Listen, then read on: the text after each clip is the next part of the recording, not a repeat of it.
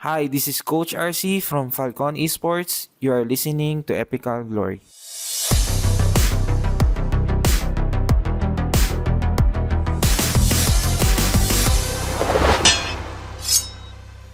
Live from the Marriott Putrajaya. It's the eve of day 4 of Swiss.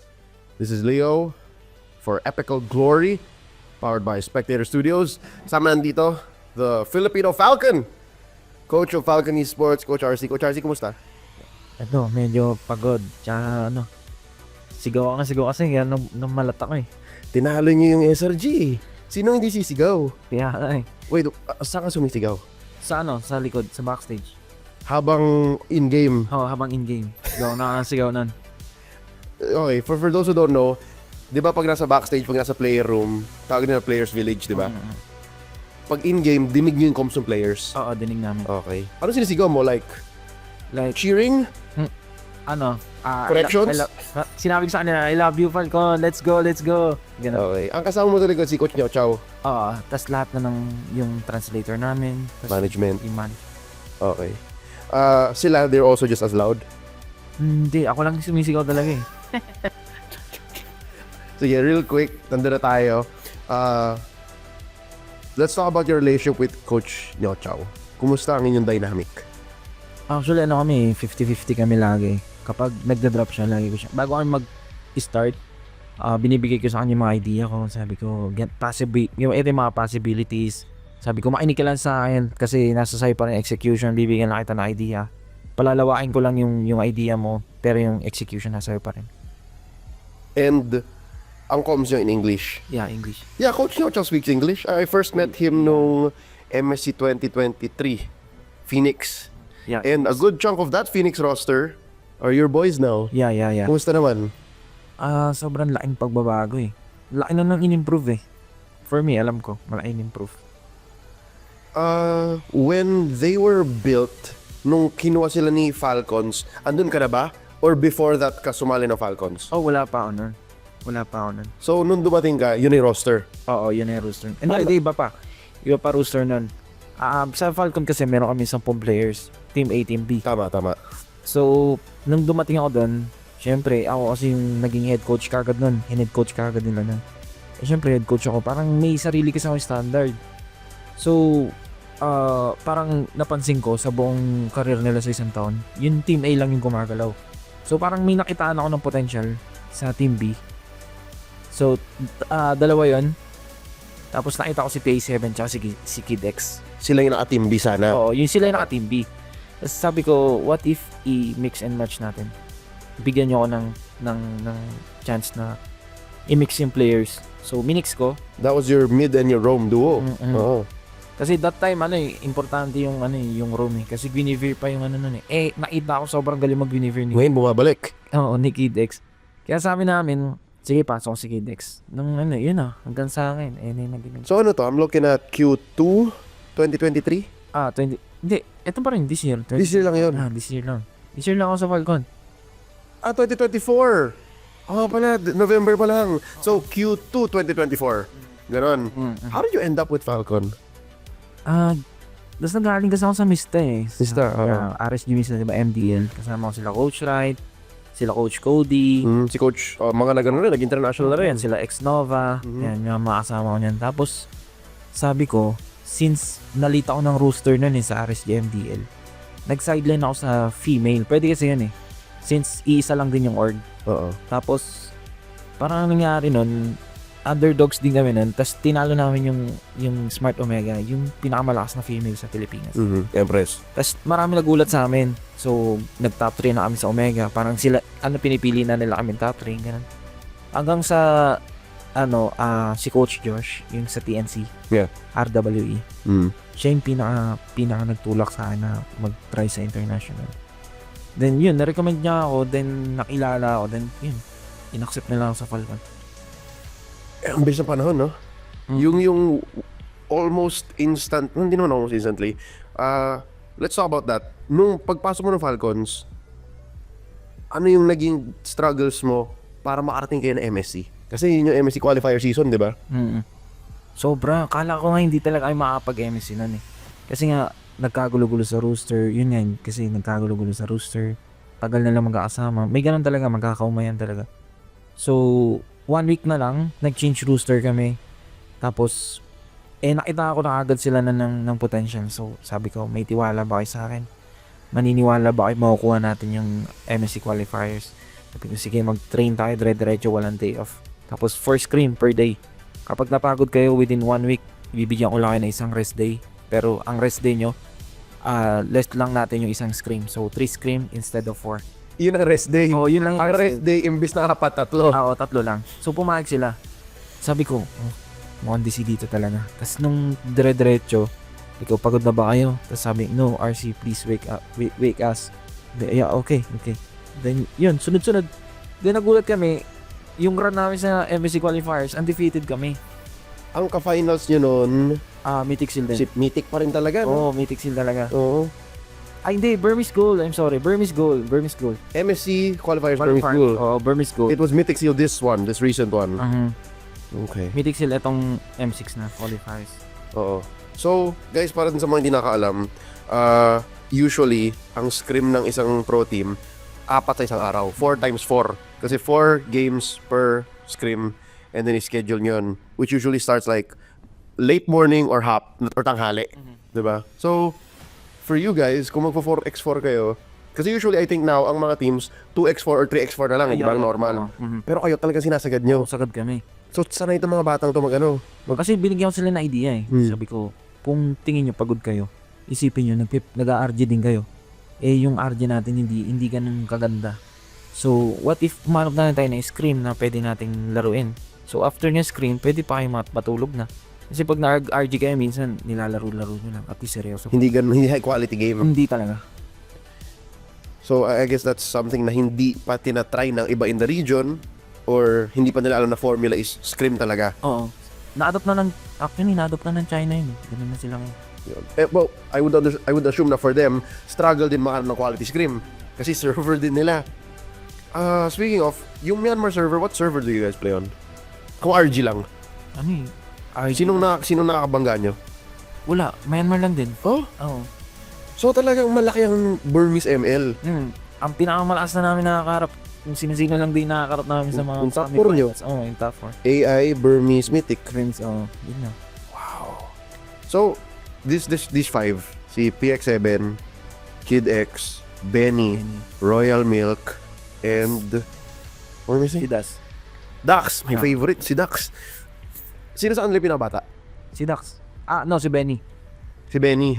Okay. Gold Lane. Gold Lane. Pero parang siya yata yung isa mga pinabeterano.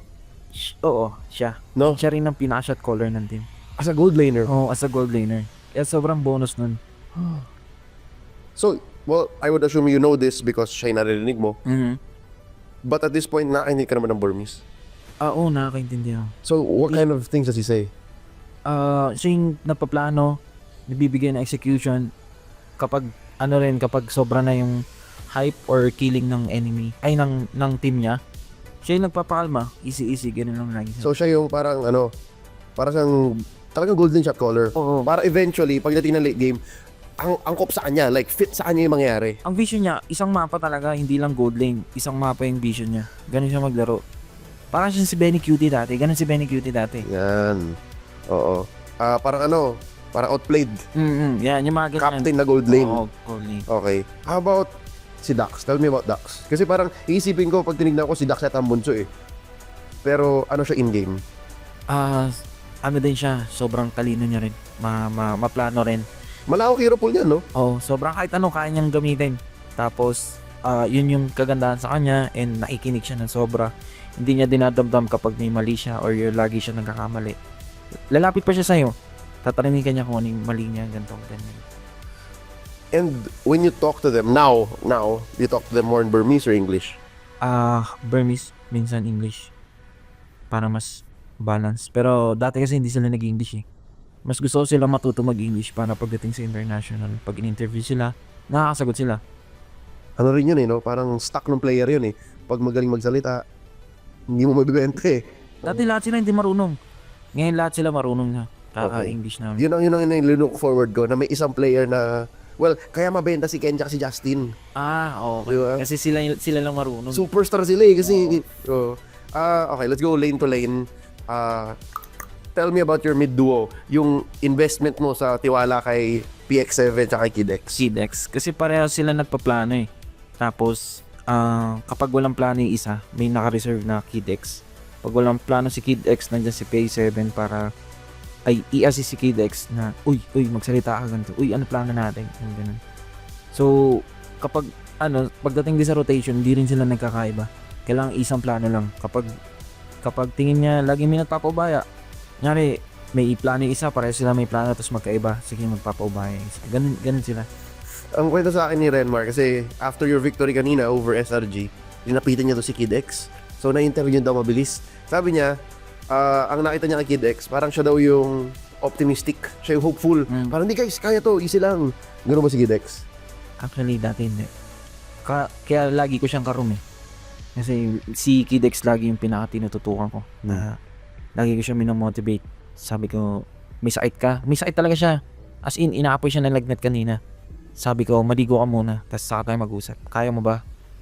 I think coach, sinabi ko sa kanya na like what I told you, don't expect anything. Just do everything. We can win. Ayos yun ah. Put that on a shirt. Huh? Don't expect anything, Yeah. just do everything. Yeah, just do everything. And sabi ko, no any reason. If we want to win, just win. Claim it today. You need to always, I said, you need to always show yourself, tell yourself that you're better than them. Yeah, okay coach, you can trust me. Yeah, I know. I trust you always. So naglaro siya na may Buo loob na. dati. Sabi ko sa kanya, Kidex, if you think you can't win, just tell me, we can surrender. No coach, don't do that. We can win. Buti na naman na nabibuild mo yung maturity nila at yung tatag nila. Kailangan eh. Tinetest mo rin eh. Kailangan mo rin talaga i-test. Minsan, kapag sa mga loob nila, ipapaliwanag mo ba't mo ginawa yun. Ayun, mas naiintindihan nila yung ganun bagay. So may character din pala si Kid development si Kid X. Let's talk about Royal Milk. Kasi ito, ewan ko lang kung tama ba yung basa ko. Parang dati nung nasa Phoenix si Royal Milk, parang siya nasisisi. Parang siya sinasabihang, yan yung weak link ng team eh. Kaya sila nanalo eh. Ano si Royal Milk ngayon? Masasabi kong si Royal Milk yung pinaka-matured sa lahat. Kasi siya na yung, masasabi ko siya na yung pinaka-veterano eh. After Benny. After Benny.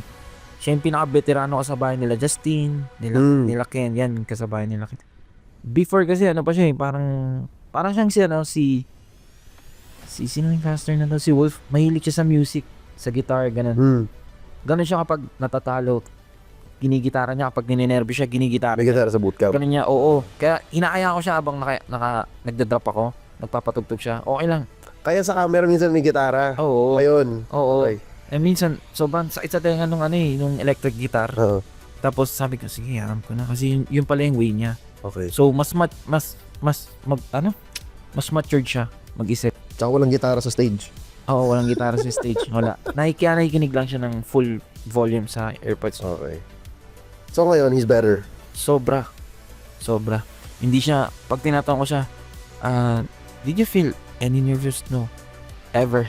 Lagi yung sinasabi yun. Okay. So parang lahat pala, each player na test mo na parang na-check mo ay ano yung naging what changed in you since nag-start tayo. Tsaka bago ako mag-start, tinatanong ko sila, how many percentage we can win against them? 100% easy. Ginagano nila. So, niisip ko, self-confident, okay lang yun. Okay lang, hindi siya trash talk eh. Kasi doon ko nalalaman na mataas yung kumpiyansa niya. Oh, and I think even all the best teams are like that. Di ba? Wala ka naman nakitang best team na ewan ko po, hindi ko sure. Oh. Di ba wala nag-champion sa Baka? Baka. Oh, wala nag-champion sa Baka. Lahat yan naniniwalang champion sila.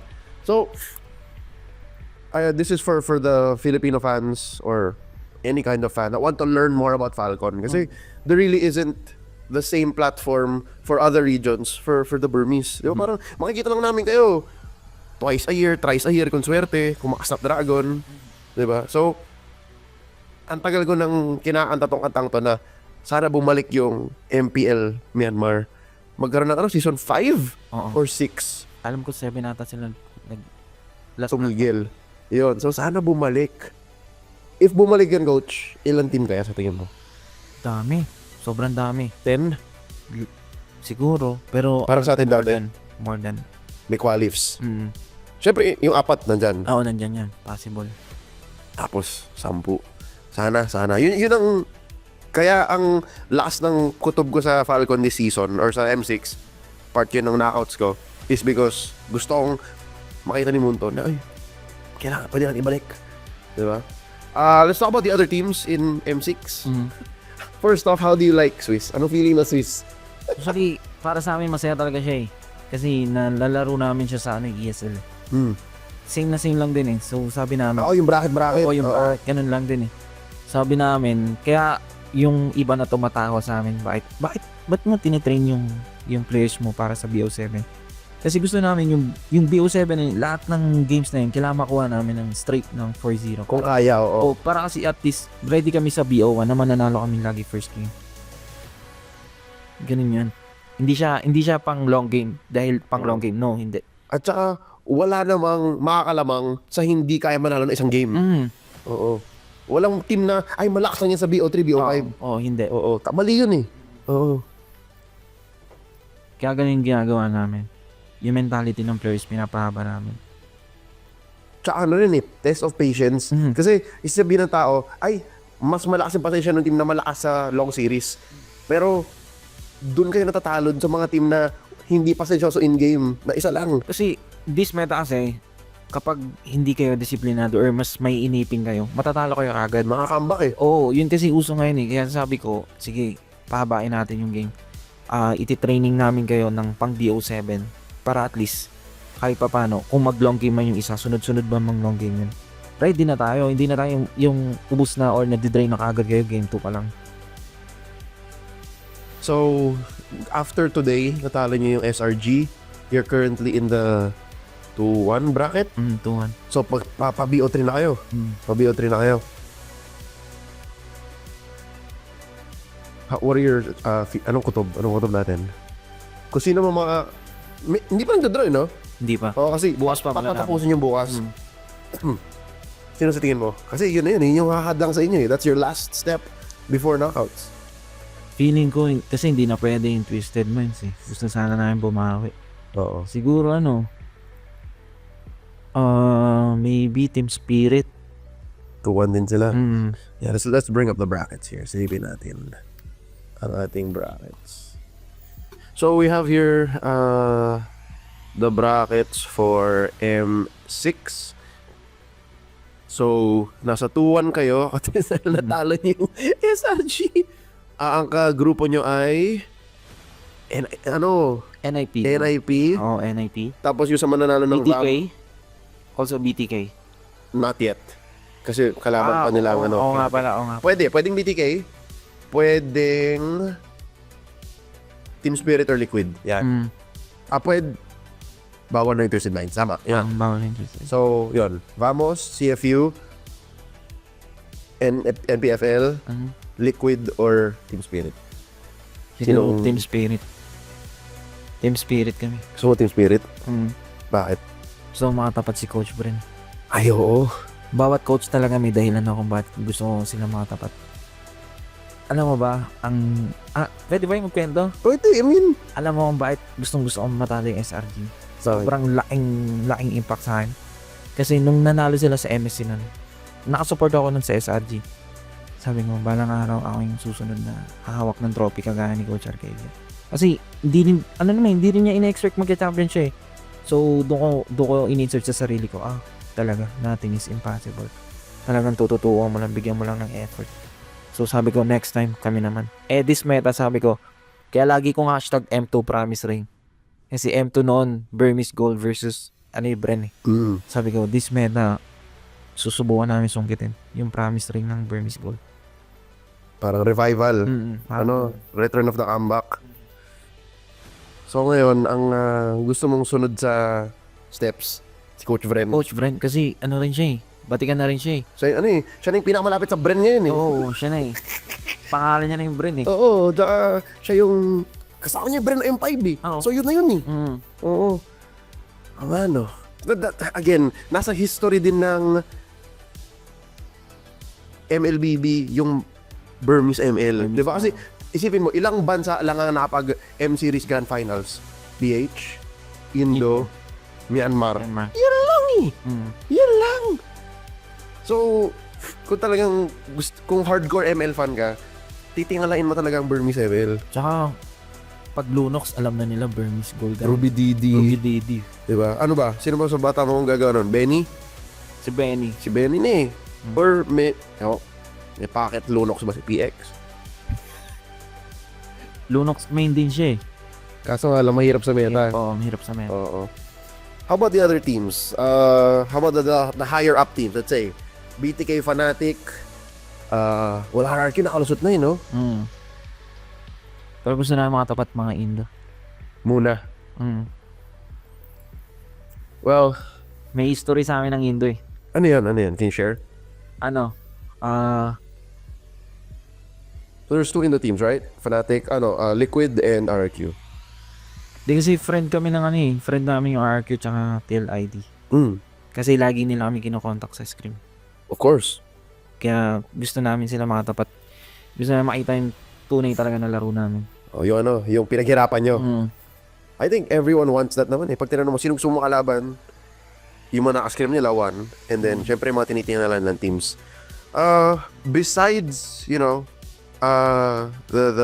Indonesians, besides, syempre, your co-Filipino import coach, si Coach Vren. Your thoughts on BTK? Ako lang ba, parang ang lakas nila? Para sa akin, ano eh. Gusto ko rin sila maturuan ng leksyon. Kasi wala talagang easy server. Hindi totoo yun. Tsaka, lahat ng nasa M6. Lagi kong sinasabi, lahat ng nasa M6. Champion lahat yan. Hindi mahina yan. Kalokohan yun. Well, kilala naman natin yung NA. We know how trash talk is part of their game. Yeah, I know. Kasi legit part naman siya talaga, 'di ba? Kung kaya mo i-break yung mental ng kalaban, Mhm. kanila na 'yun, Oo. 'di ba? Pero ako paniniwala ko dyan sa easy server na 'yan. Walang easy server. Mas mahirap lang talaga yung Pilipinas. Pilipinas. Yun lang. Legit. Ito yun. All the places I've been, pag nag-RG ako, bilang sa isang kamay, yung naaalala ko, ang hirap maglaro nun. 'Di ba? Iba na sa Pinas. Pero pag nasa bahay ako sa Pilipinas, kailangan kong mag-mentally prepare maglaro. Alam mo, dahil sa Pilipinas, suminto na ako mag-RG. Coach na lang. Ang hirap. Kaya ako Ang hirap. Kahit nga mag-streamer kayo, lagi ka na natatalo eh. So, totoo yung culture shock nila no M5. Oo. Na nag-RG sila na, ang lalakas ng team. Oo. So, ayun, guys. There's no easy server. It's just the Philippines is really just a hard server. Hard. How about Ulfednar? Talk to me about Ulfednar and S2G. Kasi these are two teams na the world believes and the world knows malakas. Pero where do you see them? Actually, totoo. Malakas talaga itong dalawang team na to. I can say na Pilipinas, Indonesia, Malaysia, I can say na Turkey is the next. Sobrang binigla rin kami sa scrim yan, yung S2G na yan eh. Outside of the big regions, Mhm. sila. S2G talaga. S2G. Bukod sa kasi Team Spirit, kilala naman na yan eh. Pero yung S2G kasi biglaan. So, masasabi ko, sobrang laki ng improvement. And, pasok din sila sa meta. Nag-a-adjust lang talaga yung ULF. Sila Rosa. Saan? Kasi parang when you think about it, sila yung mas veterano, di ba? Oh, kasi, sila mas nasanay sila sa yung play safe na makruhan lang. Ito kasing, yung S2G kasi, aggressive sila eh. Oo. Oh, micro, tas pag naubos na nila, saka na sila sisimot ng mga tore.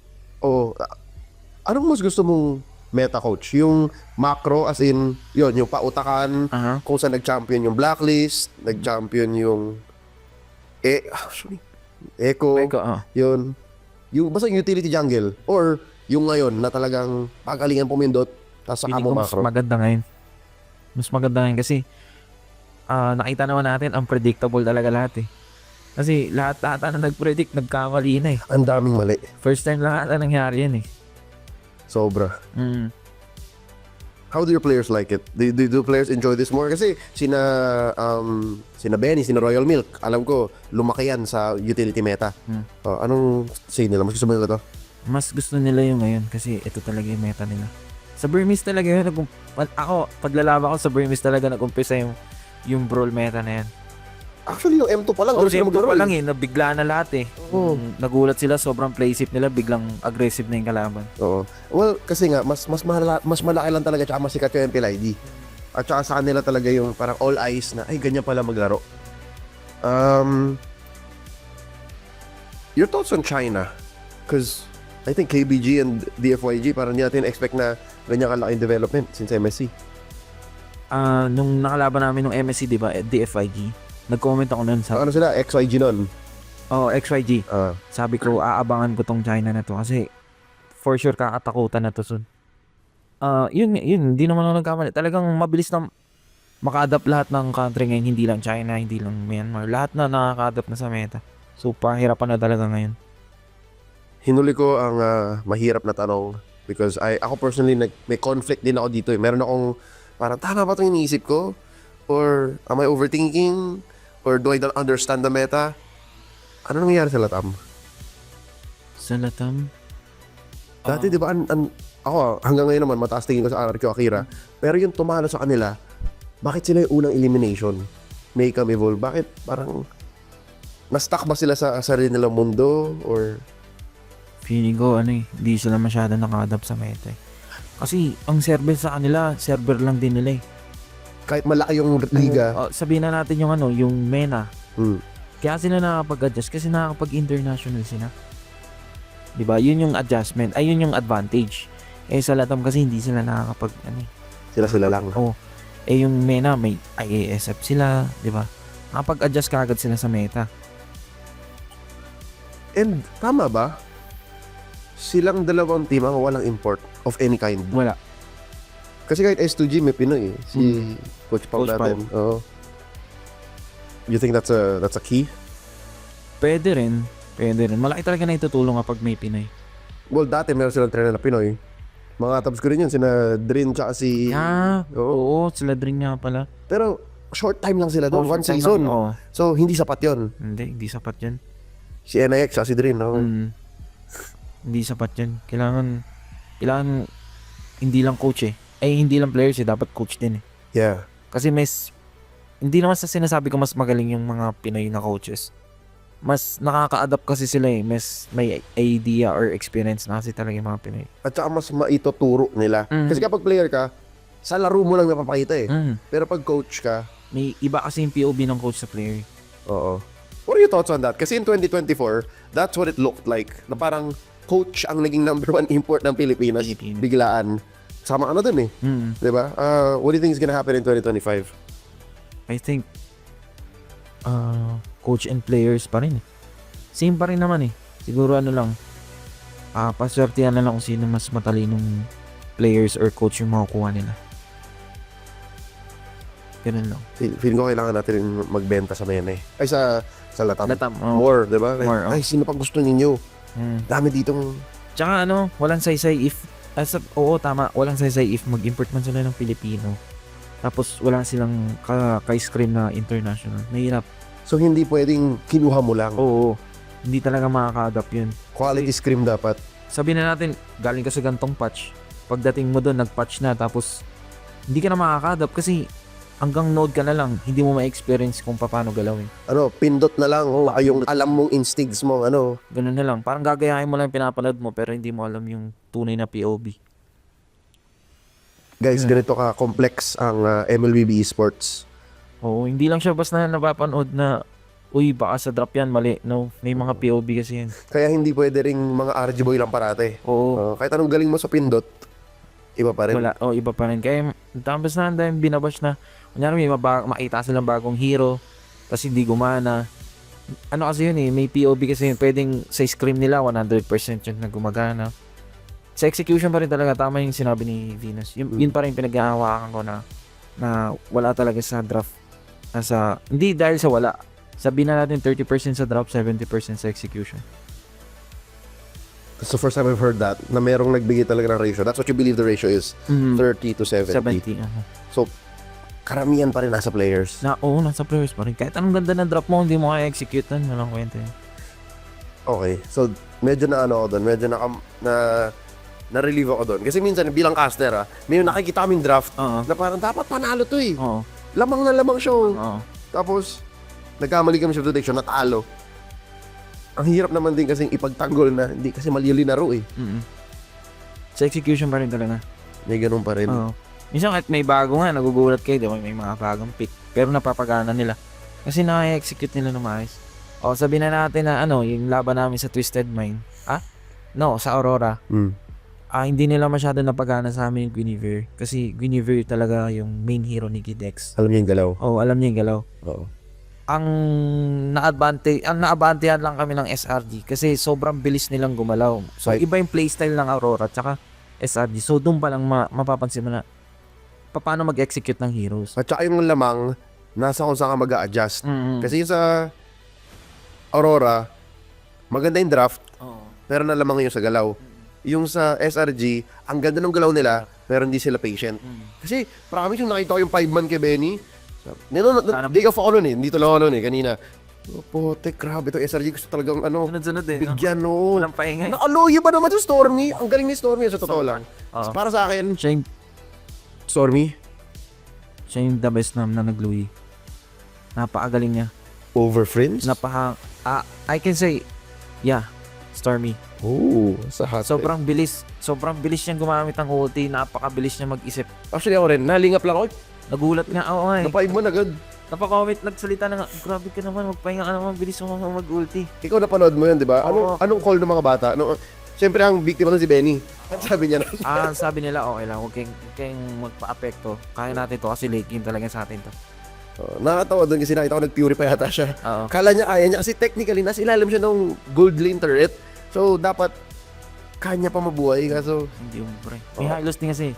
pero at least kalmado. Kalmado, Oh. Hindi natitil si Benny. Never ko pa siya na-experience na natatil. Okay.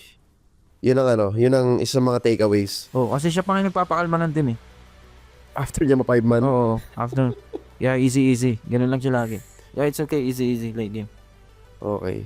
So excited ako. I'm sure a lot of people will be, after listening to this, will be more excited to follow the adventures of Falcon Esports. Coach, meron ka bang mensahe para sa mga mga Pinoy na nanonood ng M6 and they see that there's a Filipino coach for Falcon Esports? What do you want to say to all those Pinoy fans? Actually, yun eh. Marami na nagpe-message sa akin. Lagi kong sinasabi na na walang imposible. Basta mangarap ka lang, pero hindi basta mangarap ka lang. Ayun, expect natin, do everything. Kapag may pangarap ka, kailangan paghirapan mo. Kasi wala namang imposible sa mundo eh. So, kagaya ko, hindi ko rin expect na mapupunta ako dito. Sobrang pinaghirapan ko lang. Ayun, maging ready ka lang sa mga isa-sakripisyon. It's technically your first M series. Yeah, first M series. I was about to wrap it up pero may napaalala sa akin na tanungin. Anong feeling kumpara? Kasi yung una MSC lang eh, 'di ba? You guys still made it through the knockouts of MSC but now that you're at the World Championships, ang pakiramdam? Sobrang sarap sa feeling. Nakaka-proud sa sarili. Kasi laging hindi ako nakakalimot eh. Binabalikan ko yung dating ako para hindi ako at least mawala doon sa position ko na umaangat na ako sa lupa. Ganun. And syempre nandiyan naman yung community para palalahanan tayo. Parati namang, well, with the good, meron din namang the not so good na parang Lagi yan. Meron yan. konting mali, konting kibo. To the Burmese fans, to the Falcons, anong mensahe natin? You can say it in English if there's a little bit of Burmese. I just want to say for those who supporting Falcon Esports, even though you guys favorite team is Mythic Seal, AI or anything, I just want you to at least support Myanmar team when it comes in the international stage, because trust me, whoever your team favorite is, in the back of the stage, your friend. Yeah, that's it.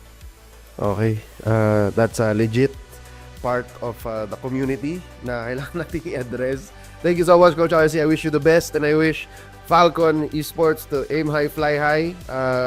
You're one step away from knockouts and hopefully maibalik natin ang Burmese MLBB to the stage where it belongs. To the right spotlight. Sana. That's our talk with Coach RC, a M-Series first-timer for Falcon Esports. Once again, this has been Epical Glory, hosted by Renmar and Leo, powered by Spectator Studios. Catch us on the next episode. Peace.